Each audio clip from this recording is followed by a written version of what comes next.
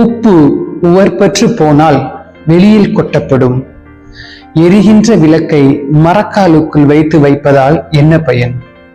அன்பார்ந்தவர்களே, உலகிற்கு உப்பாக ஒளியாக வாழ அழைப்பு விடுக்கின்றது இன்றைய நற்செய்தி. அந்த உப்பை போல, ஒளியை போல நாம் படைக்கப்பட்டதன் நோக்கத்தை நிறைவேற்றவில்லை எனில் நமது வாழ்க்கையும் வீணாகி கொண்டிருக்கின்றது என்பதை நாம் திண்ணமாய் புரிந்து கொள்ளலாம்.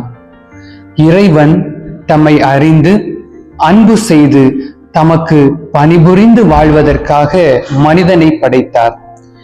இத்தகைய நம்மை படைத்தவரின் நோக்கத்தை நிறைவேற்ற எத்தகைய முயற்சிகளை எடுக்கின்றோம் என்று சிந்திப்போம். இறைவனோடு இறைவன் பக்கம் இல்லாவிட்டால் நாம் அவருக்கு எதிராக இருந்து நமது வாழ்வை அழித்துக் கொள்வோம் என்பது உறுதி. எனவே அன்பார்ந்தவர்களே, படைத்தவரின் நோக்கத்தை அறிந்து அதற்கு ஏற்ற படைப்புகளாய் வாழ முயல்வோம்.